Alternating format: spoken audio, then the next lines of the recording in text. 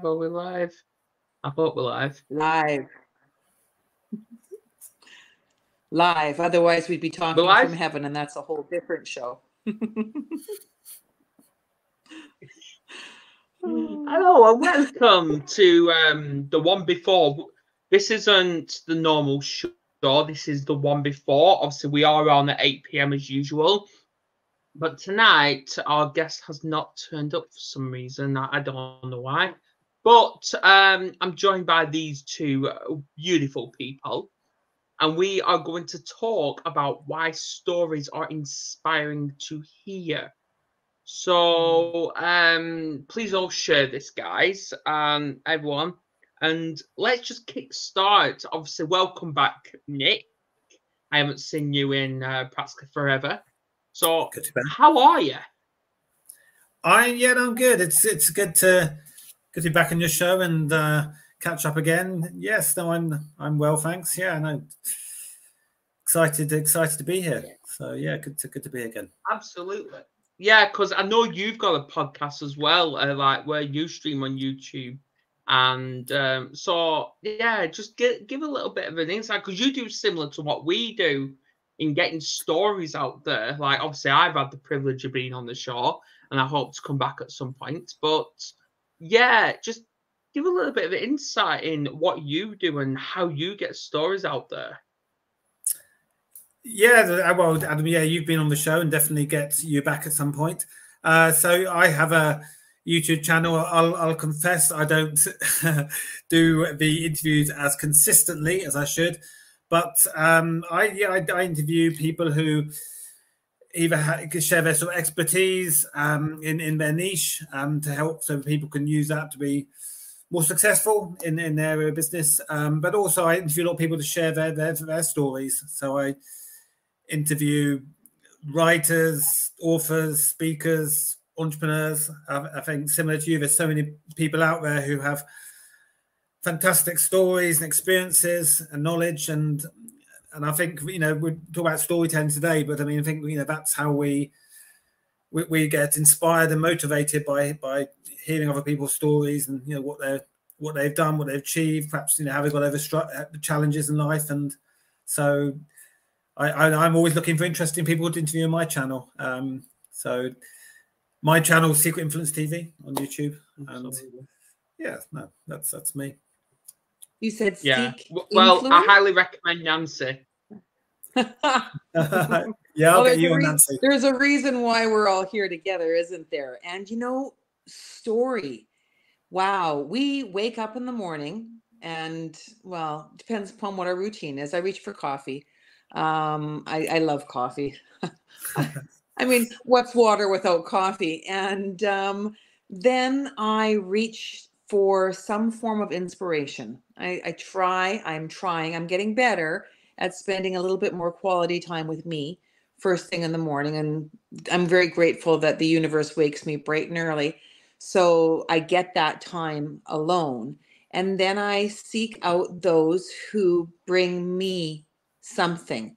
And that story, whether I'm listening to someone else's podcast or I am touching back with someone that I love, I'm looking to interact with a character. And that's what we do. It's life without story is. I mean, I agree. I think in storytelling as well, it's one of the things that since the dawn of time, we're humans have been telling stories, as a way of teaching other people, pass on knowledge and teaching them, from the, what dangers are, and just storytelling. But storytelling tend to entertain. I think it's the oldest form of communication. Storytelling is the oldest way that we've engaged and communicated to people. It's literally since the dawn of time. I think it's always been such a powerful way of inspiring other people and absolutely. It's language, well, we've already got Canada tuning in anyway. We've already got Canada with Robert Brooker. Obviously, he's put "What's water without coffee? H2O." Well, and I'm from Canada, so that's where the accent comes from. Well, speaking of coffee, I've actually gone over a year without coffee. Wow. Over a year. But, and I'm actually going to explain why. Because I used to drink between 6 and 8 cups of coffee a day. And my insomnia and my mental health was bad. Really bad. I was having depressive episodes left, right, and centre. And I thought, you know what? I went to sleep and I was depressed. I woke up and I'm thinking, I can't live like this anymore. So I literally got up and I'm like, herbal tea all the way. I want to try herbal tea. So I went out, I brought peppermint tea. I tried it and I've been fixated on it ever since. So Yep. I have like peppermint tea, I have pomegranate, I have spiced orange. I think I'm sort of not managed. I may now admit I need my coffee in the morning, but I've moved away from not having the afternoon. So I've got a bit of a balance. I have coffee in the morning to wake up, and then I have herbal tea in the afternoon. Exactly. So, that's why I sassily grabbed my my plunger, because I've got chamomile and ginger. I make my own tea. So I'm the same as Adam. I needed to find a way to become more rested and relaxed. I think that's one of the biggest misnomers about tea is like, well, if I drink lavender tea in the middle of the afternoon, I'm going to fall asleep. No, you're going to simply be more relaxed. And if you're relaxed, then you can become more resourceful. Your mind works differently. Well, the biggest mistake I actually did was I was on I was invited on a podcast, and it was live in Australia, and it was at 10 o'clock at night, my time. So I thought, you know what? And I normally get tired around about that time. So I thought, you know what? I'll make myself an espresso, which I did. Oh, but did I even sleep that night? No, I didn't. I was up all night, just energized. That's so deadly.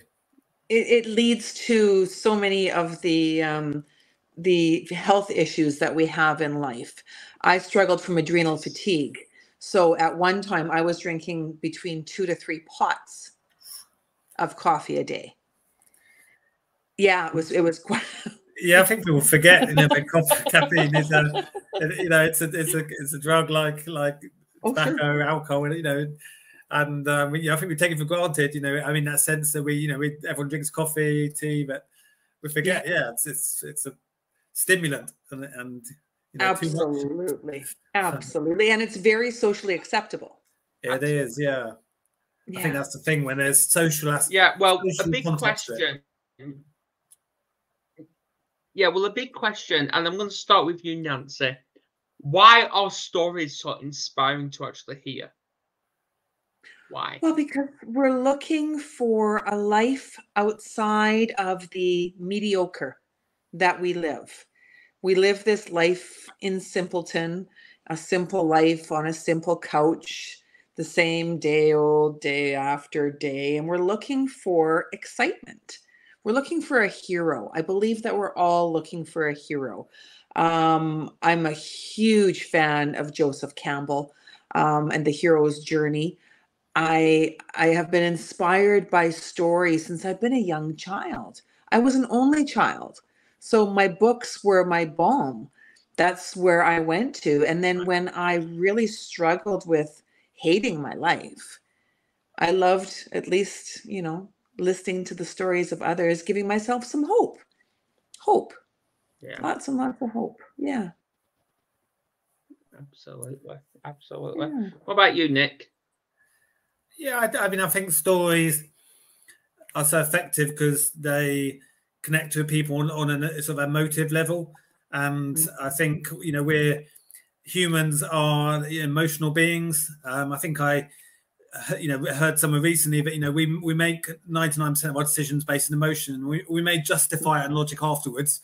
But at the time, if we buy something or decide to do something, it's actually based on emotion. But we'll use logic to justify why we did that. So we're very emotive beings, and emotion drives our behavior. And I think that stories tap into that. We hear a story, and a story, you know, will have an effect on us. It'll make us excited, it'll inspire us, it'll maybe make us sad, it'll make us happy, laugh, and something that has that emotive effect on us is one of the most powerful things. And I think that's why stories work so well, is that if you read a story and it touches you in that emotive way, you get drawn in, and you get get captivated by it. So I think that's why stories are so effective, really. Absolutely. That's so true. Yeah. And if I may touch on one thing that Nick said, I was trying to explain exactly what you were saying about the emotional aspect of purchases. I had a slight discussion with somebody about that, because they said, well, no, that's not true. And I said, every single purchase that you make is based on emotion, because you're trying to feed a pleasure. Every purchase, right from potatoes to something that begins with P. I don't know. It's true. Yeah, we everything has an association, I think, and it's that emotive connection, you know, and maybe, you know, some of it's obviously subconscious to an extent, but it's how will something we do affect how we feel, and you know, if we act in a certain way or we purchase a certain thing, it's what will be the result of that, and it's how will that make us feel, you know. That's like you say, if it's the potato example, there's lots of food, there's lots of choices there, you know, but it's, you know, people choose things because they, you know, the feeling associated with that, I think so. And absolutely. I mean, it's funny. Yeah, it's funny when you start to see it. That's what I've started doing. Yeah, and that's what I've started doing, because I'm actually slowly coming away from supermarkets, because hang on a minute, Dan's just messaged.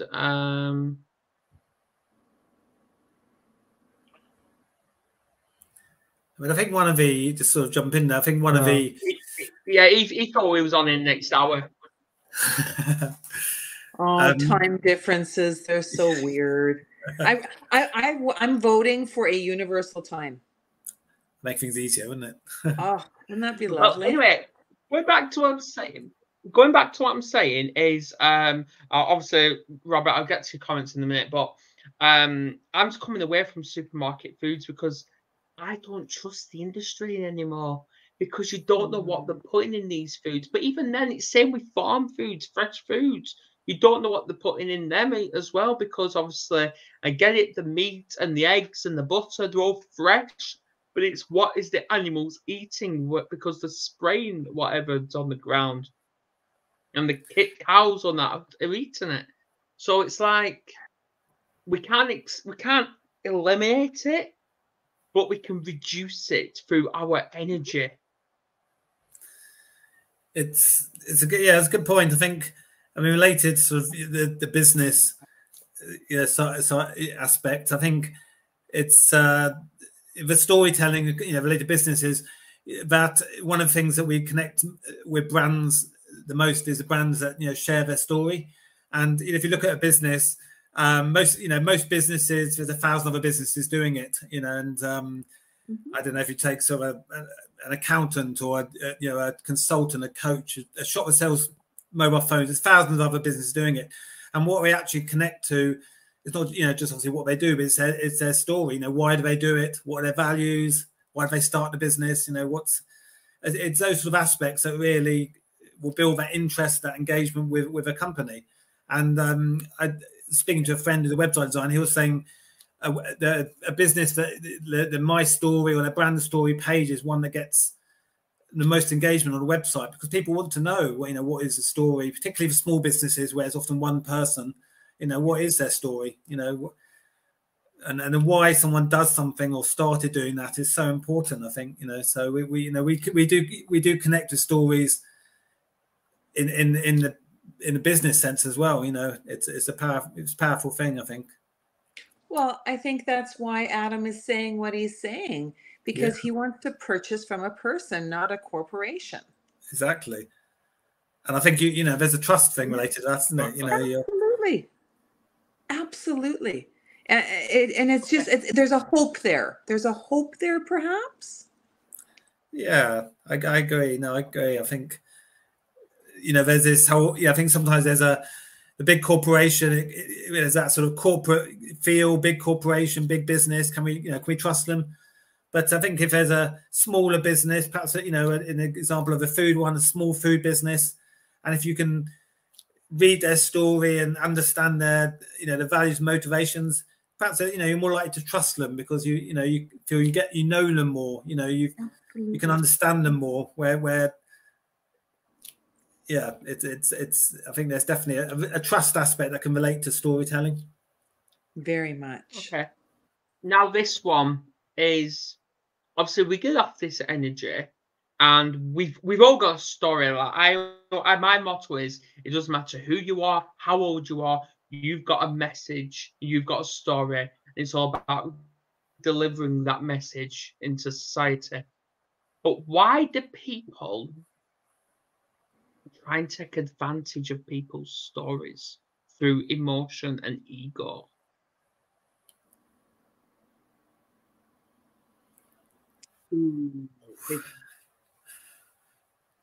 That's a big one. I've never asked that before. That's a big one. And I wonder sometimes about that myself. I was going and cataloging all of my books.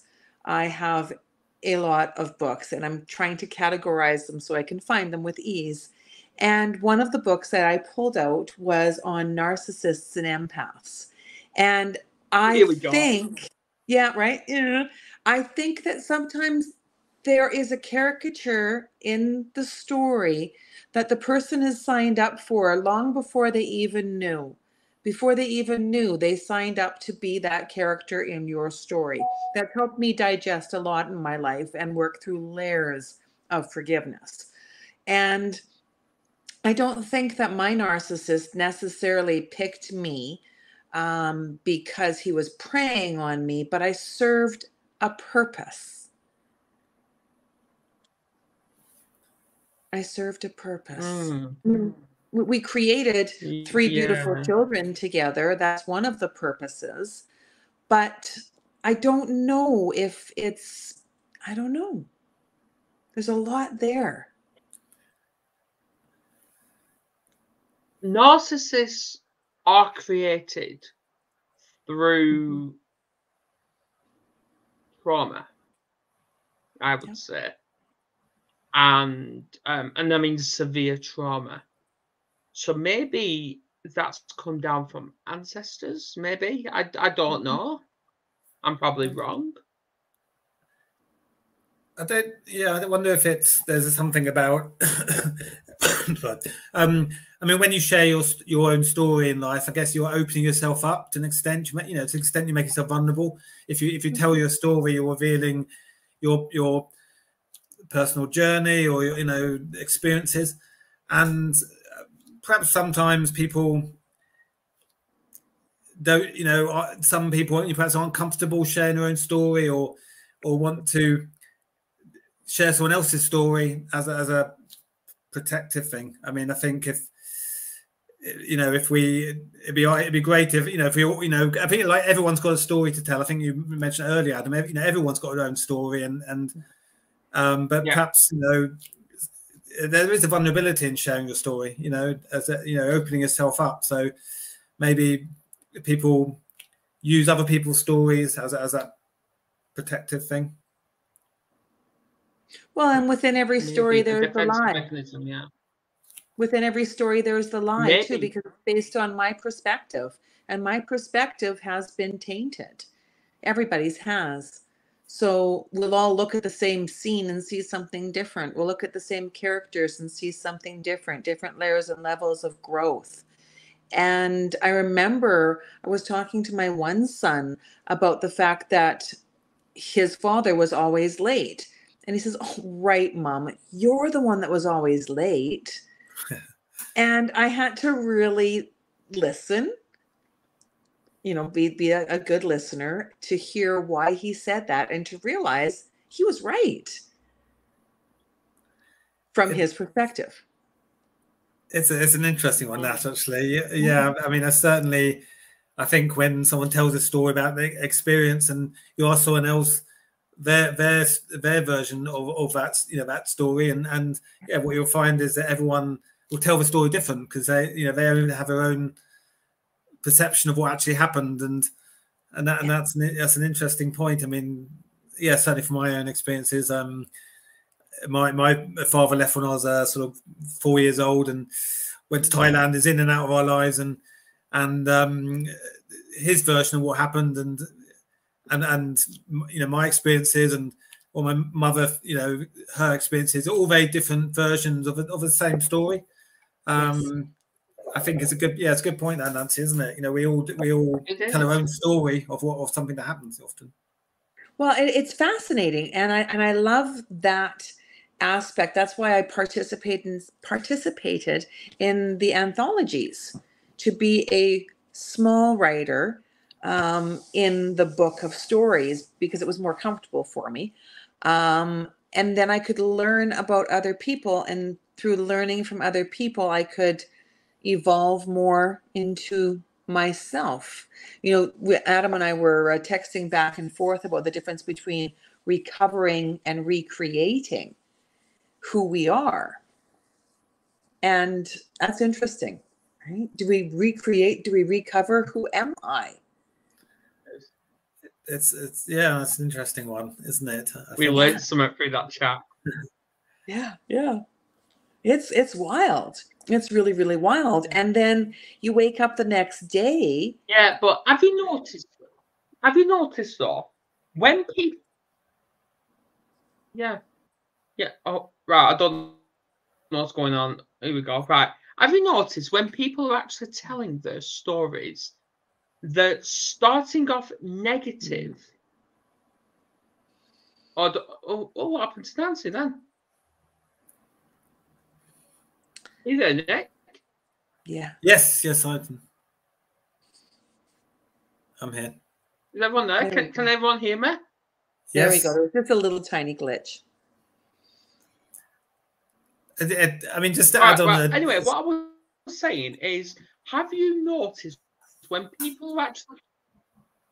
Yeah, when people are sharing their stories, they start off negative, talking all negative, but then they get a little bit anxious when they go talking about the positive.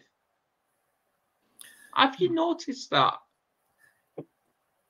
I think there's also obviously ways of sharing your story.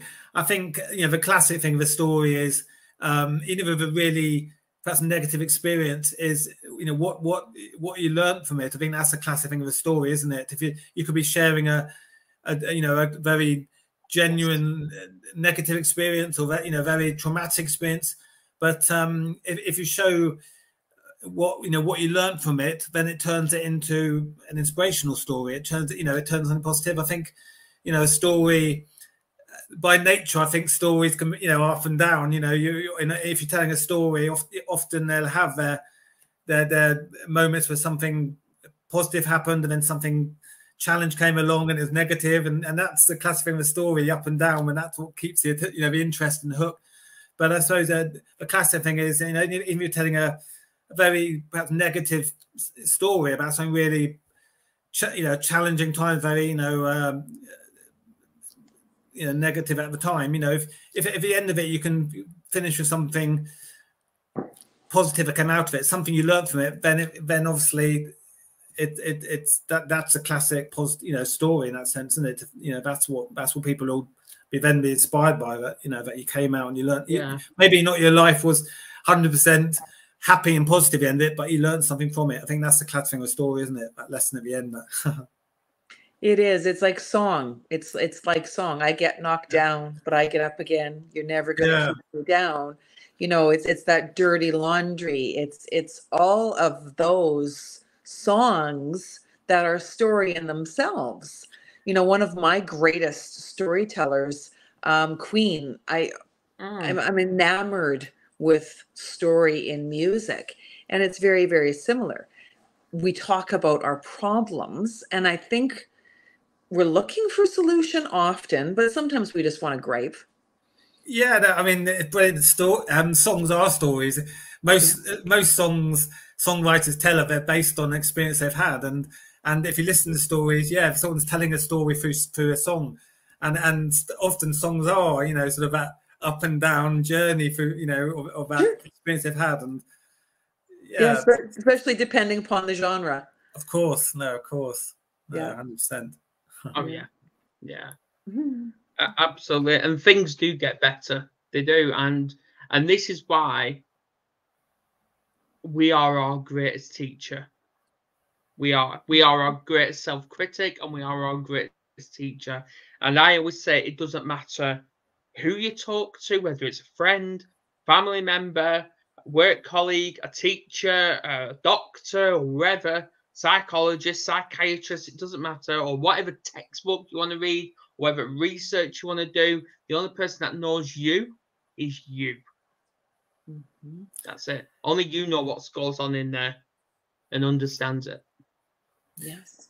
It's one of the things I do is I do quite a bit public speaking, and I'm a member of the Toastmasters Club for a long time. And there's a saying that it's people don't remember what you say, but they remember how you made them feel.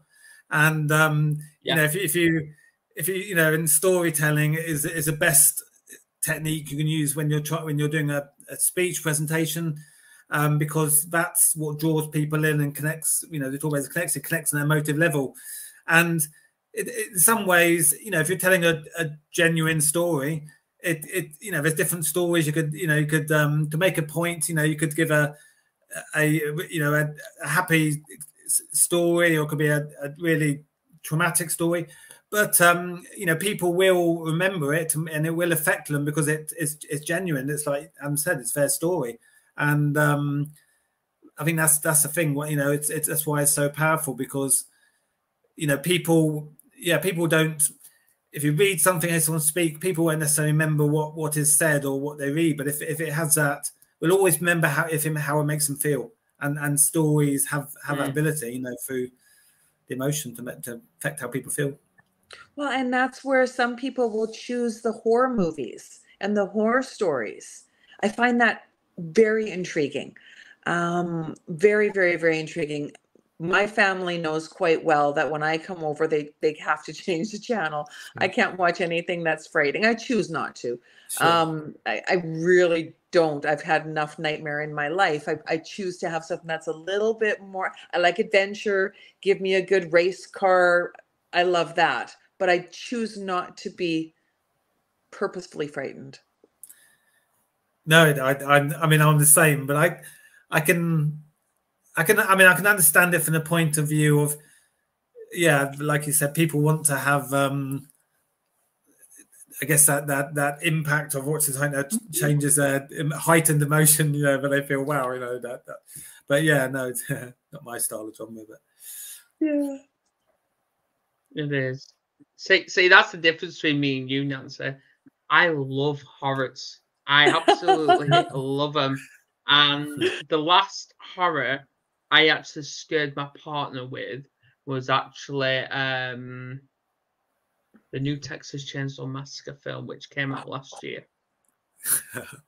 Definitely horror. Definitely. The new one.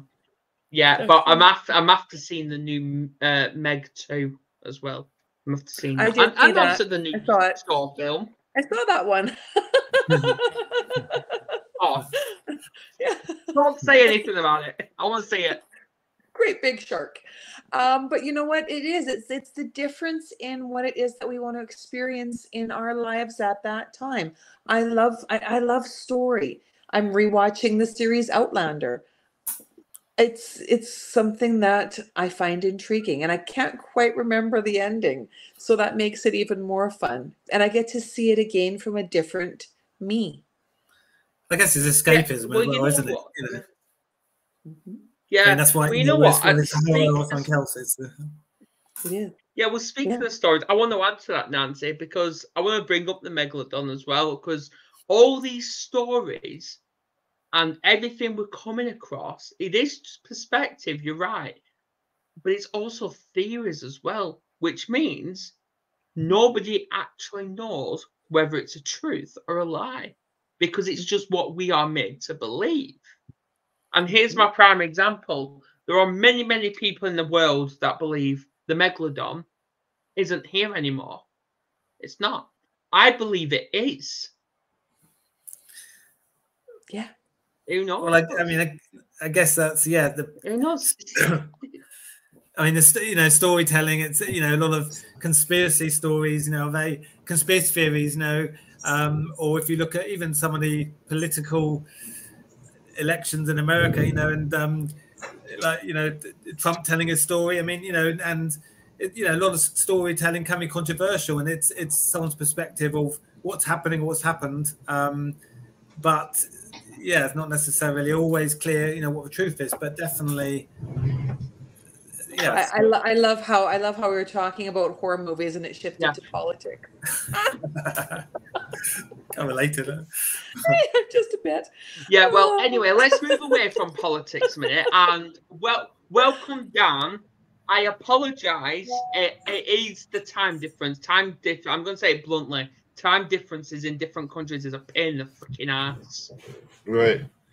Yeah, I had it on 3 p.m. I apologize. So it's like 2:30 here. And I was like, what? It's now? Yeah. Where are you from, Dan? New York. New York City. 2:30 in the morning, right?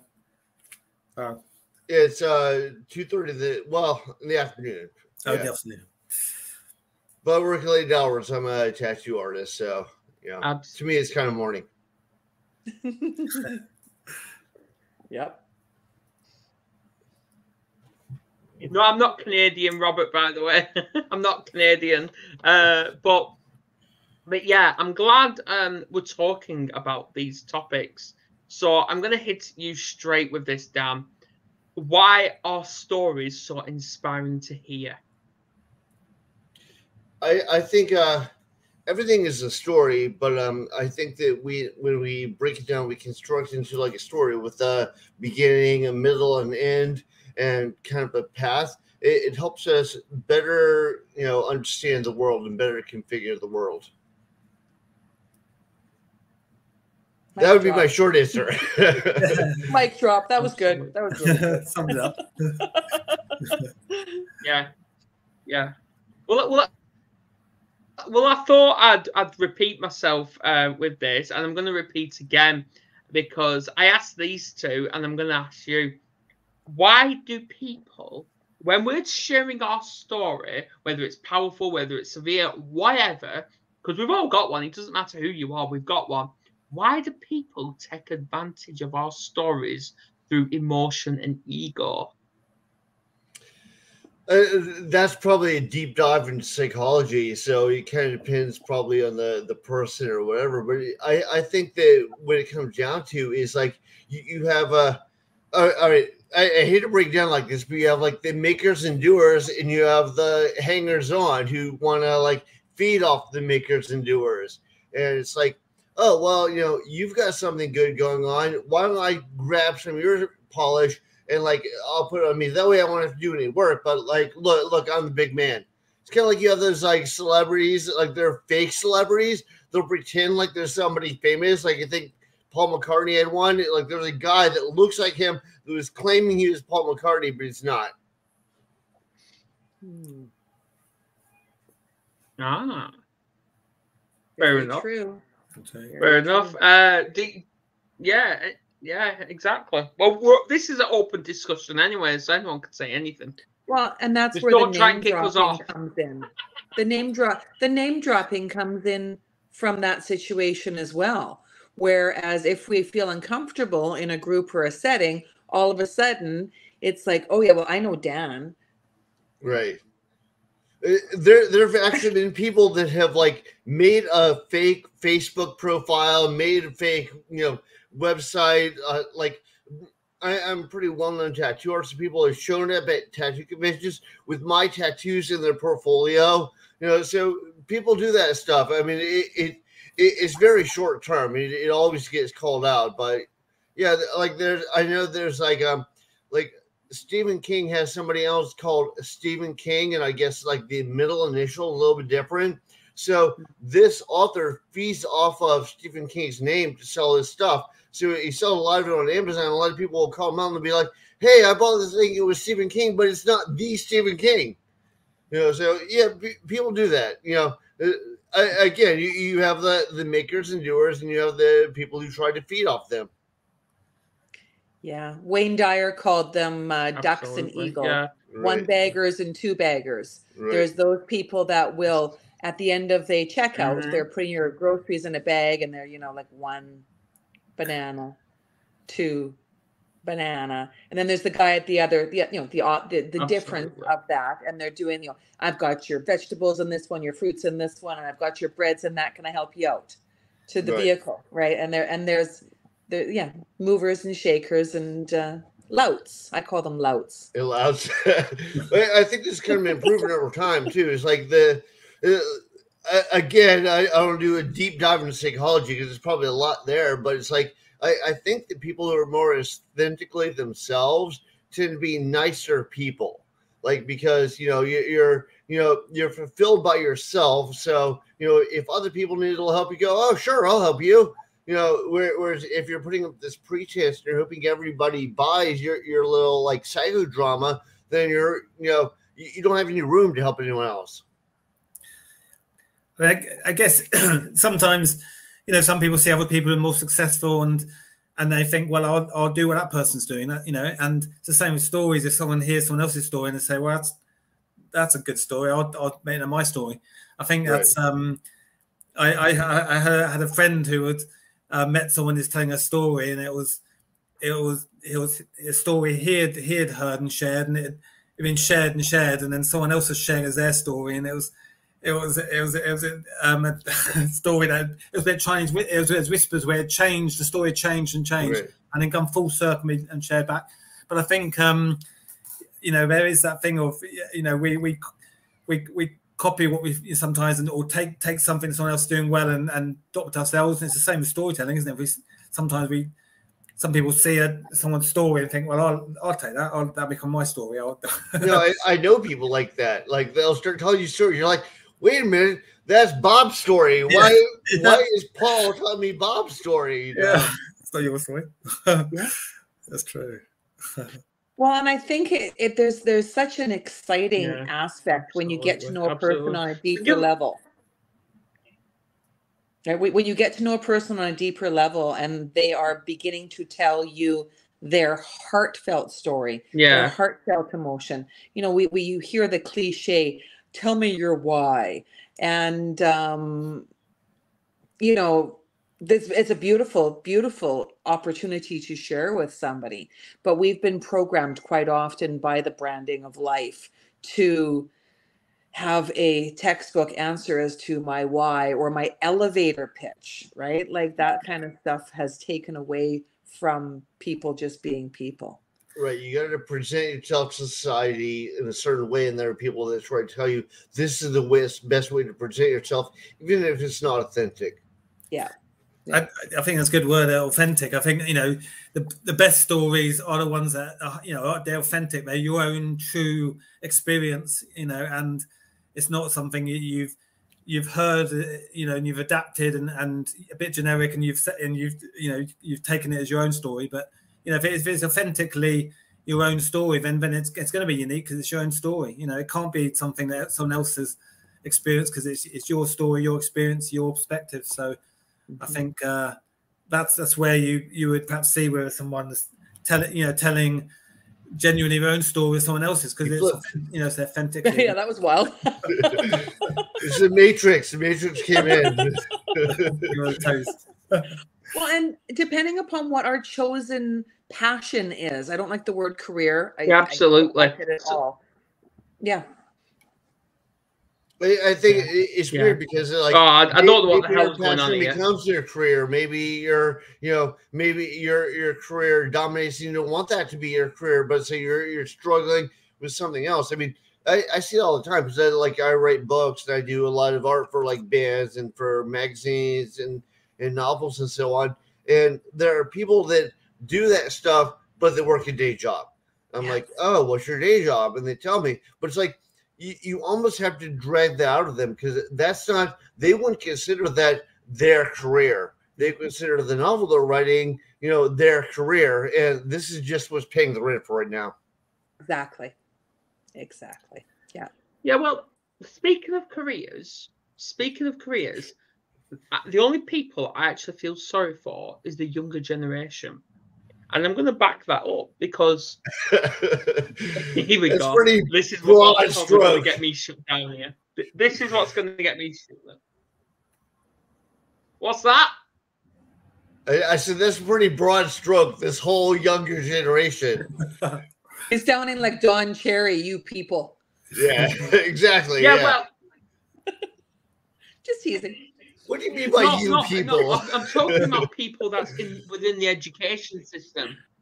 Right. I'm talking about people that's in the education system, because obviously this is what's probably going to get me shut down, because I'm always exposing them for how bad they are, because I cannot praise the education system at all, because they don't get taught about they get taught about mental health. Fair enough, good. But they don't get taught about the emotion side of mental health or the psychological impacts that it can have on you. They only get taught about the physical. And that's what pisses me off. So this is why, when it comes to careers, I've actually applied yesterday to be a mental health support worker within schools up and down like my country. And supporting this next generation. But the only thing is, I just need to volunteer within schools, and it's like, which school would actually let me in with the mindset I've got? There's always an opening. There's always an opening. You just have to find the way. When I think of my children and their chosen careers and the education that they received, it brought them some goodness, and then they just broadened their horizons. And I mean, they definitely went down some sparkly paths. It's their story to tell, not mine. Rabbit holes. That's rabbit hole, yeah. Yeah, I mean, and that's where it is. I mean, I look at Dan and I think of a friend of mine here in Canada that does tattooing, and I asked him why he got involved in it in the first place. So I'm curious, Dan, why did you begin the art of tattooing? Well, I'll make it a short story because it could be a long story. But so I when I was in when I lived with my parents, like we lived in isolated military bases all over the country, even all over the world. I lived in Germany for 3 years. But we didn't really have a TV because my parents didn't see any value in TV, so we didn't have one until 5th grade. And that was only when my grandmother felt sorry for us, and gave us the TV. But sorry, my dog's in the way. Yeah.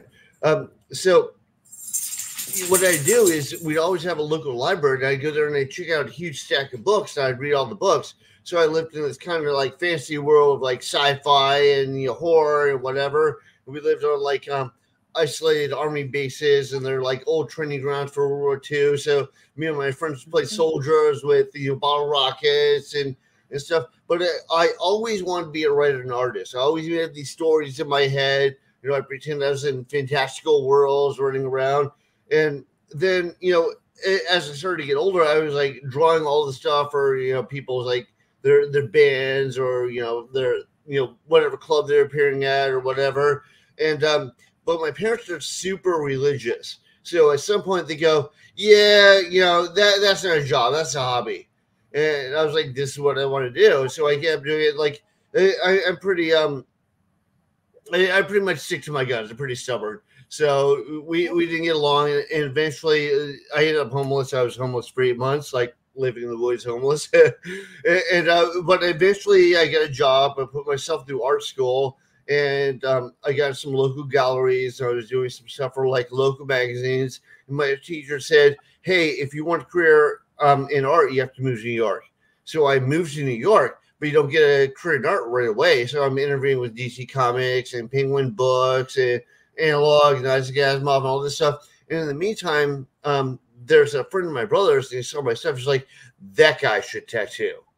So I started tattooing, and I thought, well, I'm going to do this till I get a quote real job, and then, but tattooing evolved a lot. And I was thinking it was like more that old school traditional approach. And I was like, I want to do more detailed, realistic stuff. But people were doing that by the time I started, so as to people like Guy Atchison, Robert Hernandez, I really looked up to. And I was like, yeah, I want to do that. And now I've been doing it for 24 years. And, I own a tattoo shop and I love it. The storyteller.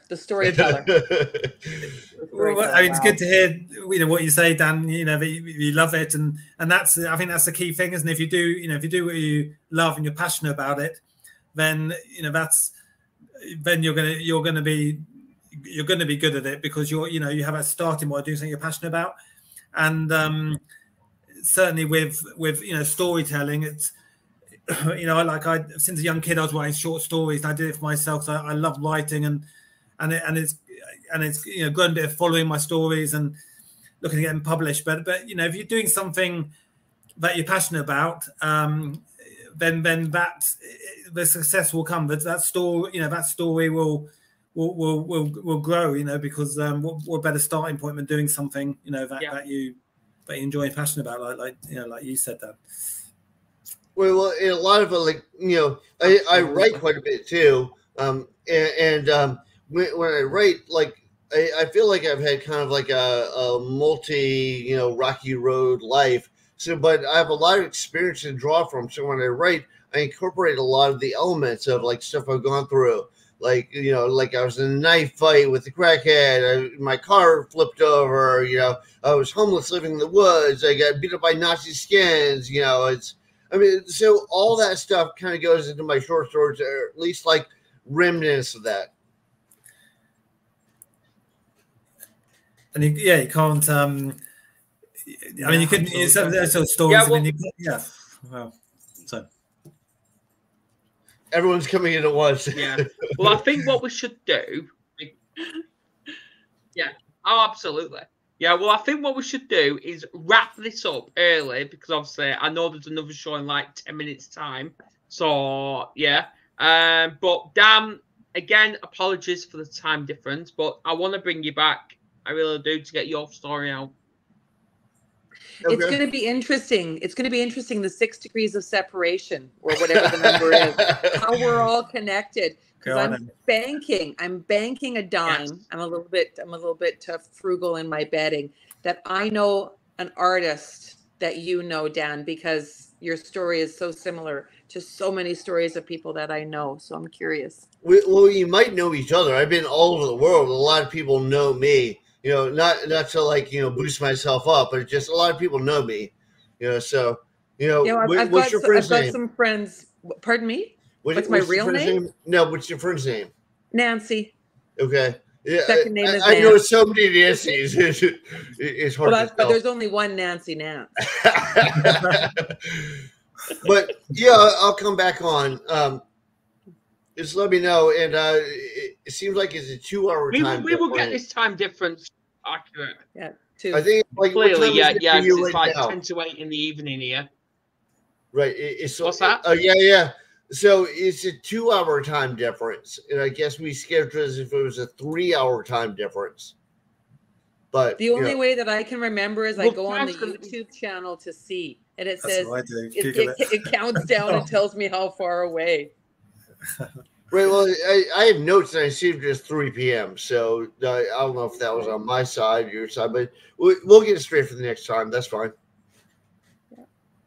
It was a blast. It was great. Of course, right. Me both. All right, thanks for having me. Thanks, everyone. Right. Bye. Yeah, you're most welcome. Right. Guys, whoever's tuned in, don't go anywhere. Obviously, get a drink, have a smoke, whatever. Deal with the kids. Gag them or something. I don't know. I'm joking, by the way. But we're back on in 10 minutes' time, and we've got Philip Monhagen, and we're going to be discussing how he overcame depression and eating disorders, to how he actually helps men's mental health. So we're going to be discussing that with him. I think you two are coming on with us, aren't we? Yeah, I could. You I could two stay hopping on. Yeah, I'll stay on. That'd be good. Nancy? I'll be the Rose. Sure. Oh, let's do it. Let's do it. Right. We'll be back in about 5 minutes' time. So, see you later. See you later.